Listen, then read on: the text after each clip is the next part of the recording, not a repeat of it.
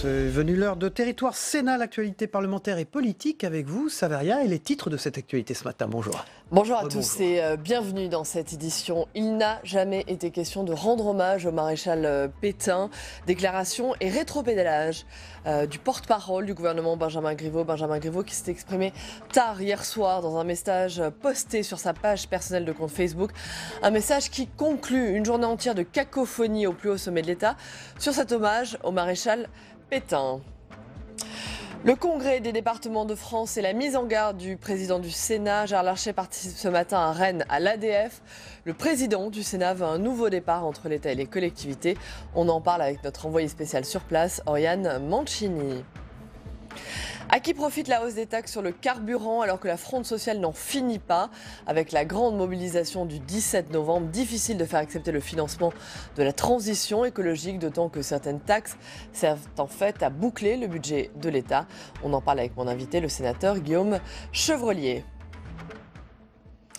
Il n'a jamais été question de rendre hommage au maréchal Pétain. Déclaration du porte-parole du gouvernement Benjamin Griveaux qui s'est exprimé tard hier soir dans un message posté sur sa page personnelle Facebook, un message qui conclut une journée entière de cacophonie au plus haut sommet de l'État. Je vous propose d'écouter sur cette question Gabriel Attal, le secrétaire d'État auprès du ministre de l'Éducation nationale.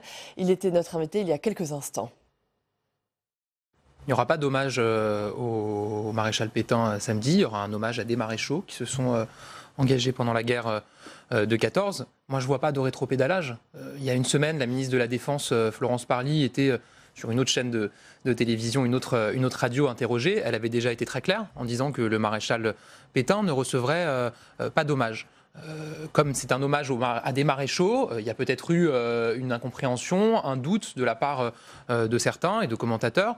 Et le président de la République a dit qu'il trouvait légitime de rendre hommage à des maréchaux et à rappeler une vérité historique sur le maréchal Pétain, tout en étant très clair.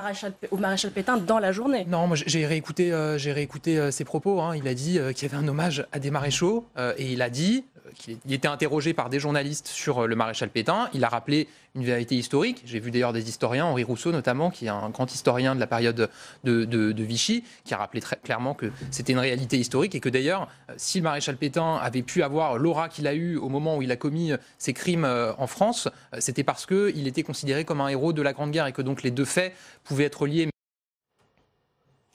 Le Congrès des départements de France et la mise en garde de Gérard Larcher, le président du Sénat, participe ce matin à Rennes à l'ADF. Il veut un nouveau départ entre l'État et les collectivités. Bonjour Oriane Mancini. Vous êtes en direct de Rennes. Est-ce que ce matin le dialogue est renoué ? Bien oui, Saveria, en ouverture de ce congrès de l'ADF qui va s'ouvrir dans un peu plus d'une heure maintenant, eh bien on peut dire que le dialogue est renoué entre les départements et l'État. Et pour preuve, eh bien Jacqueline Gourault et Sébastien Lecornu, les ministres des collectivités territoriales, seront bien présents demain matin à Rennes en clôture du congrès. Et nous a annoncé l'ADF hier, eh bien ces ministres, ils débattront avec 6 présidents de départements. Et ce qui a permis bien le déblocage du dialogue, c'est les propositions faites hier par le gouvernement. Alors parmi elles, un fonds d'aide pour les départements en difficulté, pour les aider notamment à faire face aux dépenses croissantes des allocations individuelles de solidarité, au premier rang desquelles le RSA. Et le gouvernement, eh bien, il ne s'engage pas sur 1 an, mais sur 3 ans. Le gouvernement débloque aussi une enveloppe de 141 millions d'euros qui seront inscrits dans le projet de loi de finances 2019 pour faire face à l'autre inquiétude des départements, la gestion des mineurs isolés. Ce matin, on peut donc dire que le dialogue a repris, mais attention, me disait hier soir un responsable de l'ADF, c'est un acompte, mais le compte n'y est pas. Le programme a été un peu bouleversé aujourd'hui. Quel est le programme du jour ? Alors aujourd'hui, le programme du jour, il n'a pas bougé. C'est le programme de demain qui a été bouleversé. Mais aujourd'hui, le temps fort de cette matinée, c'était prévu. C'est la venue de Gérard Larcher. Vous en parliez, Saveria. Gérard Larcher, c'est un peu le médiateur entre les élus locaux et l'exécutif. Il se présente lui-même comme le fantassin du dialogue. Et Gérard Larcher, il ne cesse de prévenir. Emmanuel Macron ne pourra pas faire sans les territoires. Le président du Sénat est donc présent lors des grands rendez-vous des associations d'élus. Il était à Marseille lorsque les 3 grandes associations d'élus ont lancé le fameux appel de Marseille pour mettre en garde le gouvernement contre ce qu'ils estiment être une recentralisation. Et ces 3 grandes associations d'élus, elles seront de nouveau ensemble cet après-midi puisque François Baroin, le président de l'Association des maires de France, et Hervé Morin, le président de Région de France, rejoindront Dominique Bussereau, le président des départements. Ils prononceront tous 3 un discours, manière pour eux de montrer que face au gouvernement, les territoires sont unis. Merci Oriane Mancini en direct de Rennes ce matin. Voilà, et maintenant on va passer à l'interview politique. Mais tout d'abord, le Sénat au chevet des communes avec 30 propositions pour les revitaliser. Elles sont pourtant la base même du fonctionnement démocratique. Mais les élus déplorent un sentiment de malaise et de découragement. Je vous propose d'écouter le sénateur, les Républicains, Mathieu Darnaud. Il était au micro hier de Quentin Calmet. Il y a aujourd'hui un profond malaise dans les territoires, un malaise qui s'étend à l'ensemble de nos communes et le nombre de démissions chez les maires est relativement symptomatique et l'expression finalement de ce malaise. Nous entendons profiter du texte constitutionnel qui arrive pour que soit inscrit notamment la fameuse clause de compétence générale, celle qui permet à un maire d'œuvrer et d'agir sur tous les pans de la vie publique, qui permet de faire en sorte que ce lien entre la commune et le citoyen puisse continuer à être privilégié, à être fort et que le maire puisse agir, encore une fois, de façon assez générale. Voilà, et à qui profite, Saveria, la hausse sur les taxes du carburant? Alors que la fronde sociale n'en finit pas avec la grande mobilisation du 17 novembre, difficile de faire accepter le financement de la transition écologique, d'autant que certaines taxes servent en fait à boucler le budget de l'État. Les explications d'Aurélien Romano. L'augmentation de la fiscalité sur le diesel est un rattrapage progressif de celle sur l'essence. Elle augmente afin de lutter contre la pollution aux particules fines. Oui, mais combien de ces taxes financent des mesures écologiques réellement? Seuls 19% de ces recettes sont consacrées à la transition énergétique. Le reste va en partie au budget de l'État ainsi qu'aux collectivités. Mais donc à quoi ces taxes sont réellement utilisées? C'est un problème de transparence. Moi j'appelle le gouvernement à déjà plus de transparence sur la question de l'utilisation de ces recettes. Je crois qu'il faut que l'on sache très précisément le produit de ces recettes et que l'on voit très précisément à quoi elles sont affectées en termes écologiques. Mais il y a peut-être aussi un problème de pédagogie. On voit que ce projet politique-là est pas compris ou mal compris, ou en tout cas n'est pas clair, puisque les citoyens, prenons par exemple la hausse des carburants, prennent comme une taxe supplémentaire et non pas un projet politique tel qu'il devrait être. Le gouvernement cherche une sortie de crise et propose d'étendre une aide régionale qui existe dans les Hauts-de-France. Destinée aux conducteurs dépendants de leur voiture, elle ne concerne qu'1% des automobilistes. Elle est de 20 € par mois. Étendre cette aide à toutes les régions, chiche, répond Laurent Wauquiez, si le président arrête d'augmenter les taxes sur les carburants. Une augmentation progressive est prévue jusqu'à la fin du quinquennat. Au Sénat, on refuse encore plus catégoriquement cette solution. Ce n'est pas aux collectivités qui aujourd'hui sont complètement serrées sur leur dotation, ce n'est pas aux collectivités locales, territoriales, qu'elles soient communes, intercommunalités, départements ou régions, à venir corriger les mauvaises décisions. En attendant, les Français payent et affichent leur mécontentement avec les gilets jaunes sous le pare-brise d'ici au mouvement du 17 novembre. Voilà, c'est venu le temps de l'interview politique, la deuxième de cette émission. Dans un instant, à tout de suite.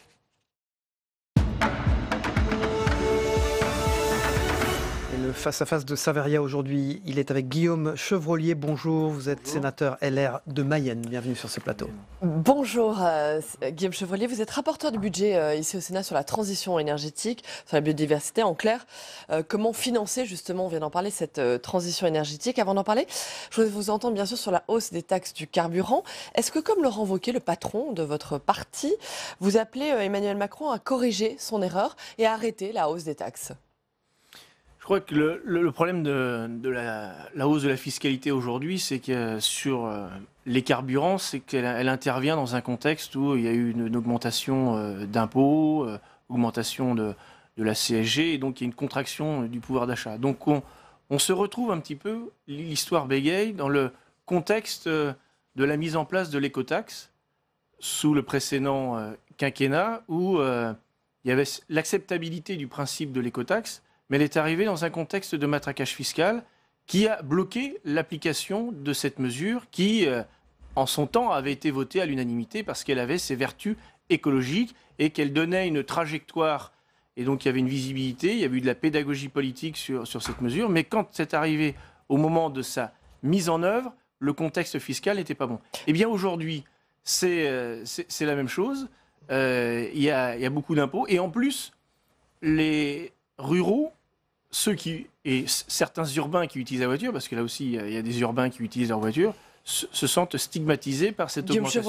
Tout ça c'est pour le constat, mais pour les solutions et sur que faut-il faire, que doit faire le gouvernement. Laurent Wauquiez aujourd'hui, il se dit prêt à baisser les taxes, à arrêter les taxes, à baisser les taxes dans sa propre région. Est-ce que ça c'est une solution que les régions elles-mêmes prennent sur elles la charge de ces hausses de taxes et arrêtent d'augmenter les taxes dans leur région?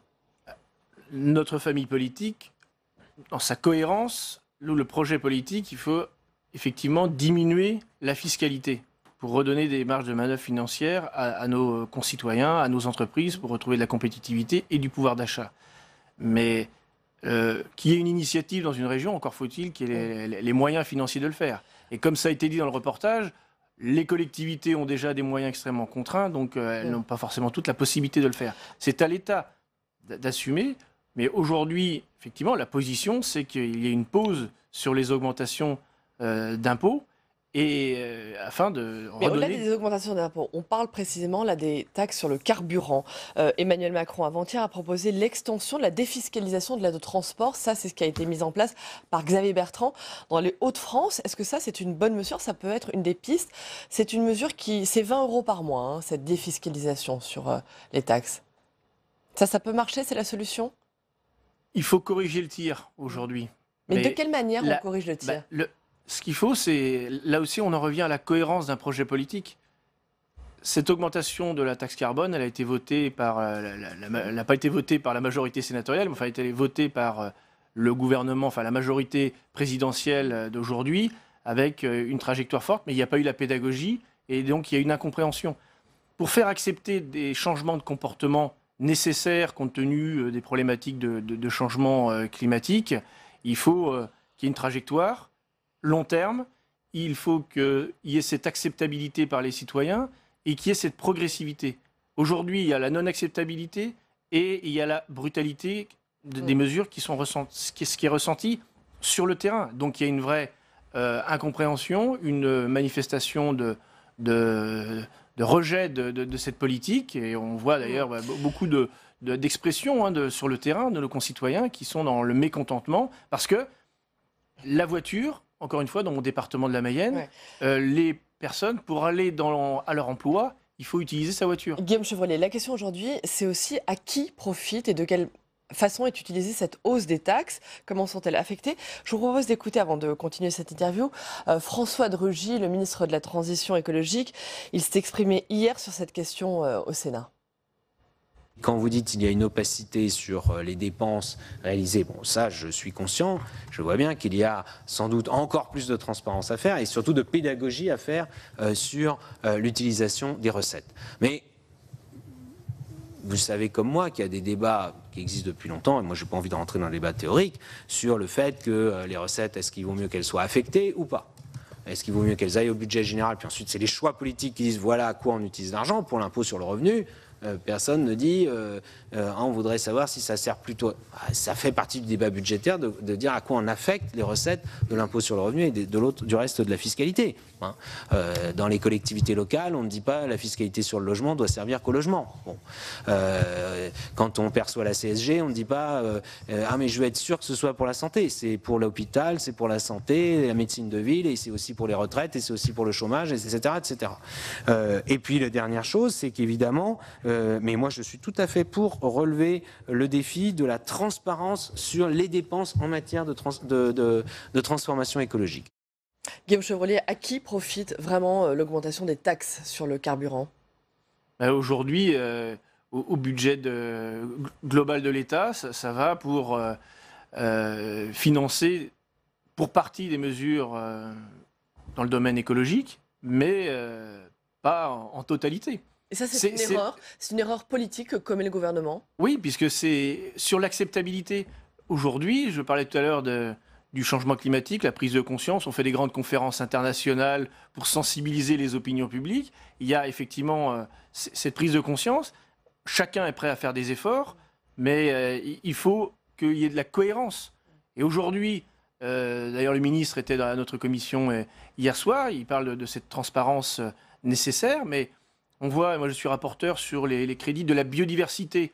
C'était une grande priorité du ministre d'État Nicolas Hulot, qui est reprise aujourd'hui, qu'on peut partager, la reconquête de la biodiversité. Voilà. Et en même temps, il n'y a pas des moyens importants, suffisants pour cette reconquête de la biodiversité.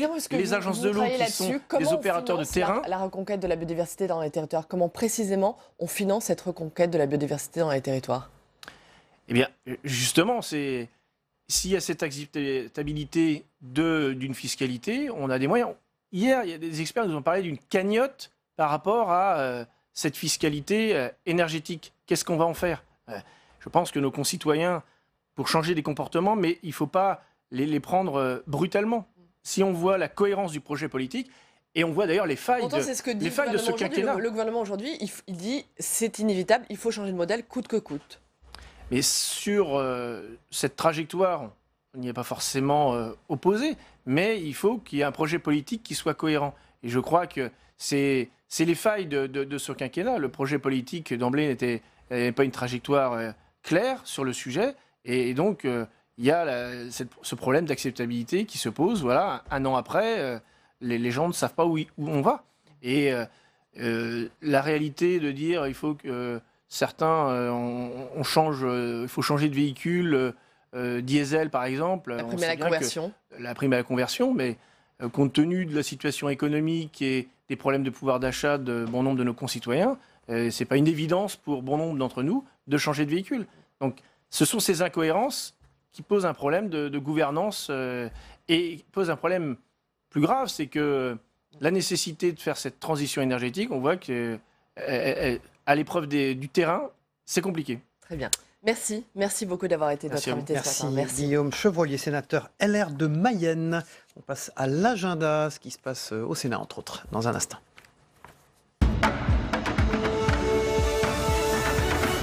Saveria, que se passe-t-il ? Alors aujourd'hui, il faudra suivre à 9h l'examen du rapport sur les nouvelles mobilités, alors que se profile la future loi justement sur les mobilités, un rapport de Françoise Cartron, Alain Fouché, Olivier Jacquin, Didier Rambaud et Michel Vullien, un rapport à la délégation à la prospective. À 10h30, en séance, il faudra suivre une proposition de loi sur la création de l'Agence nationale de cohésion des territoires, un texte présenté par Hervé Moret et Jean-Claude Requier. Et puis enfin, cet après-midi, à 15h, en direct et en exclusivité sur notre antenne, bien sûr, la séance de questions d'actualité au gouvernement. Un moment tant attendu. Merci beaucoup. On va passer maintenant à l'œil 2 dans un instant. Voilà, il est là, il est régulier sur ce plateau. Bonjour Benjamin Morel, vous êtes docteur en sciences politiques. Vous allez nous décrypter les choses. Bonjour Benjamin Morel. Bonjour. Gérard Larcher était notre invité hier longuement dans cette matinale. Il est revenu sur la révision constitutionnelle sur un point en particulier. Pas de réforme à la découpe puisque le gouvernement a annoncé qu'il souhaitait examiner séparément les 3 textes avec le retour de la réforme constitutionnelle en janvier.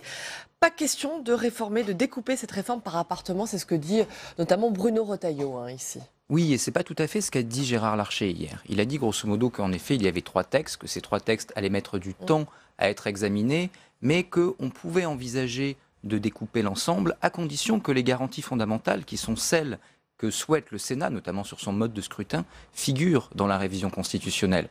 Donc en fait, il s'agit de faire monter les dispositions de la loi organique à la loi constitutionnelle. Qu'est-ce que ça change, Benjamin Morel, d'examiner les textes, les trois projets de loi ordinaires, organiques et constitutionnels? Qu'est-ce que ça change de les examiner ensemble ou séparément, pour que les gens comprennent bien? Eh bien, d'un côté, vous avez une révision constitutionnelle qui fixe les grands axes, notamment ceux sur la façon dont va fonctionner le Parlement.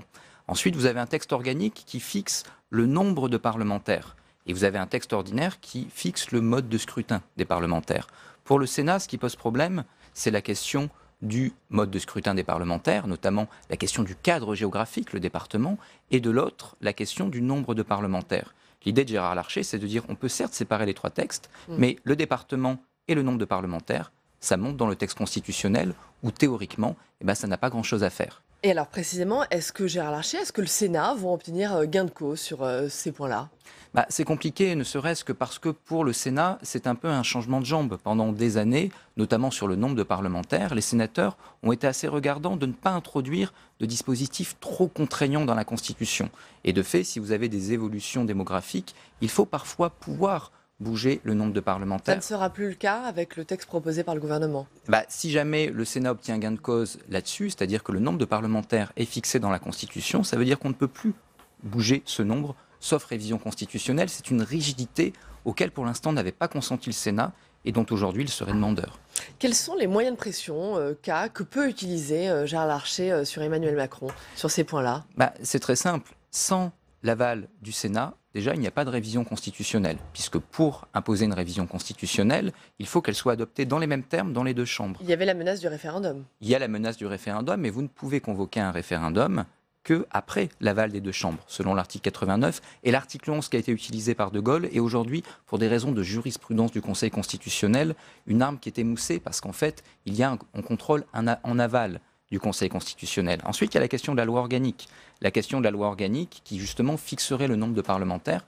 Mais là, le gouvernement a 2 choix. Soit imposer un référendum, ce qui apparaît quand même très dangereux au vu des circonstances, soit, comme c'est une loi organique qui serait relative au Sénat, il faut également l'aval des 2 chambres. Donc, pas d'accord du Sénat, pas de loi organique.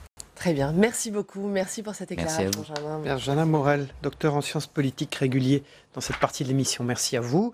On passe tout de suite à la revue de presse, les unes de la presse quotidienne, régionale et nationale d'ailleurs. À tout de suite.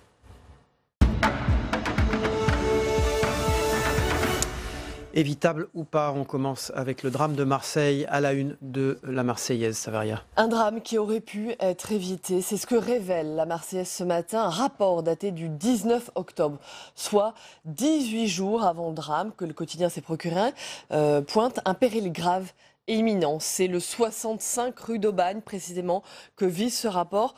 Le 65 rue d'Aubagne, c'est l'immeuble où 9 appartements étaient bien habités. Les 3 immeubles qui se sont effondrés lundi connaissaient des fragilités connues des propriétaires et de la mairie. Ce matin, les recherches pour retrouver les disparus ont été interrompues. Le péril d'effondrement est trop grand, selon les autorités. Voilà, grande photo à la une de l'Union. Il est dans l'itinérance mémorielle Emmanuel Macron face aux Français à la une de l'Union de Reims. Le périple du chef de l'État dans l'Est et le Nord de la France, occulté par la colère sur la hausse des prix du carburant, un président qui écoute mais ne plie pas. Sur le terrain, à la rencontre des Français, Emmanuel Macron est interpellé sur les prix du carburant, mais aussi sur le montant des retraites. Emmanuel Macron écoute mais ne plie pas, alors que la mobilisation, elle, ne faiblit pas. Le mouvement des Gilets jaunes s'organise en vue de la grande manifestation du 17 novembre. Voilà, il est encore dans son itinérance. Emmanuel Macron à la une de la Voix du Nord, il la poursuit. Le chef de l'État qui poursuit son itinérance mémorielle dans le Nord, où il est arrivé hier soir. Dans la région, le chef de l'État est attendu sur le front économique et social. Il va passer 24 heures entre Sambre et le bassin minier, avec notamment une visite ce matin à l'usine Renault de Maubeuge. Ça, c'est pour l'aspect social, mais également un déplacement à la nécropole nationale de Lorette pour inaugurer l'anneau de la mémoire qui recense le nom des 500 000 soldats morts sur les fronts du Nord et du Pas-de-Calais en 14-18. Voilà, il en a parlé tout à l'heure. Il était notre invité politique, Gabriel Attal, le secrétaire d'État auprès du ministre de l'Éducation nationale et de la jeunesse. C'est le harcèlement scolaire qui est à la une de Libération Champagne ce matin. C'est la journée mondiale de lutte contre le harcèlement scolaire en France. 700 000 élèves sont victimes de harcèlement, la moitié de manière sévère, soit 5 à 6% des élèves au total. Pour essayer d'endiguer cette violence, la journée nationale de lutte a été créée en 2015. Cette année, focus sur le cyberharcèlement. 55% des élèves qui sont victimes de harcèlement sont également touchés par cette cyberviolence. Afin justement de sensibiliser, des associations et des gendarmes vont faire le tour des établissements ce jeudi. Et puis à lire dans votre quotidien donc des témoignages de plusieurs victimes qui ont accepté de raconter le calvaire qu'ils ont vécu.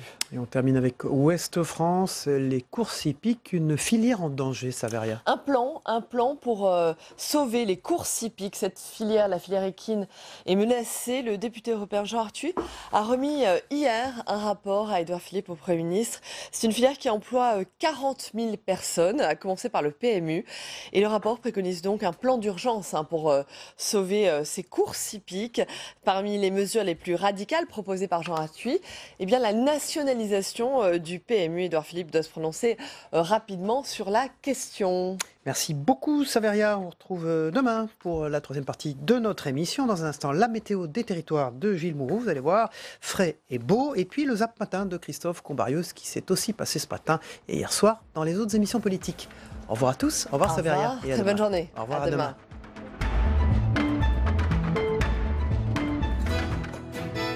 La météo vous est présentée par l'Assemblée des départements de France.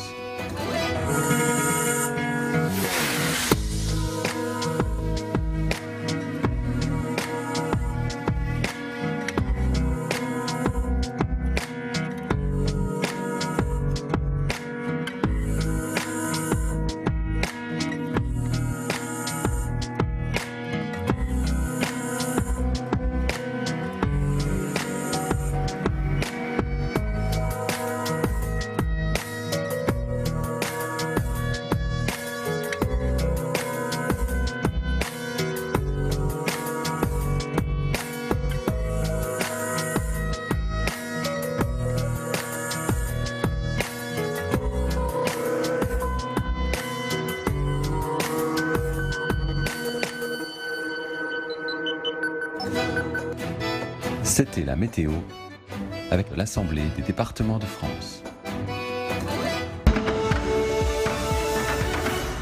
Aux Invalides samedi, l'armée rendra hommage aux 8 maréchaux de la guerre, dont fait partie le maréchal Pétain. Je ne fais aucun raccourci, mais je n'occulte aucune page de l'histoire. Et le maréchal Pétain a été, pendant la Première Guerre mondiale, aussi un grand soldat. Voilà. C'est une réalité de notre pays. Bien évidemment, ça a été un traître à sa patrie pendant la Seconde Guerre mondiale. Et ça, il reste que c'est une forme un très grand maréchal d'un point de vue tactique et stratégique pendant la Première Guerre mondiale. Ouvrir cet hommage est choquant et dangereux et participe aujourd'hui à nouveau d'une division de la nation. Pour le dire encore plus clairement, Pétain, il a servi la patrie en 14 et il l'a trahi en 1940. Je vais vous livrer un extrait d'un discours que vous connaissez peut-être, qui est celui du général de Gaulle. La gloire qu'il acquit à Verdun, qu'il avait acquise à Verdun 25 ans auparavant et qu'il garda en conduisant ensuite l'armée française à la victoire, ne saurait être contesté ni méconnu par la patrie. Lui qui a été condamné à mort par contumace. Avec un souci de réconciliation nationale encore plus évident dans les années 60, on en a tous conscience, mais je lis très clairement, l'indignité nationale dont a été frappé Philippe Pétain, pour moi, ça recouvre tout le reste. La vie d'un homme n'est pas divisible. Et le Pétain de 14-18 n'a pas été une circonstance atténuante dans son procès de 45 quand il est condamné à mort et qu'il est frappé d'indignité nationale. Colère reprise par exemple aujourd'hui par Jean-Luc Mélenchon. Pétain a été condamné à l'indignité nationale. Ce traître antisémite ne peut être amnistié par caprice de Macron. Même mot chez Benoît Hamon, honoré Simone Veil au Panthéon. Et en même temps, le traître antisémite Pétain aux Invalides, rien ne justifie une telle honte. Nous sommes aux côtés de tous ceux qui ont été déportés, victimes de la Deuxième Guerre mondiale, et nous le serons toujours. Et je me battrai toujours contre l'antisémitisme et toutes ses formes. Mais il nous faut, quand la question est posée, regarder aussi l'histoire en face. C'est le en même temps appliqué à l'histoire. Écoutez, c'est une polémique un peu incroyable parce qu'il n'a jamais été question de rendre hommage au maréchal Pétain.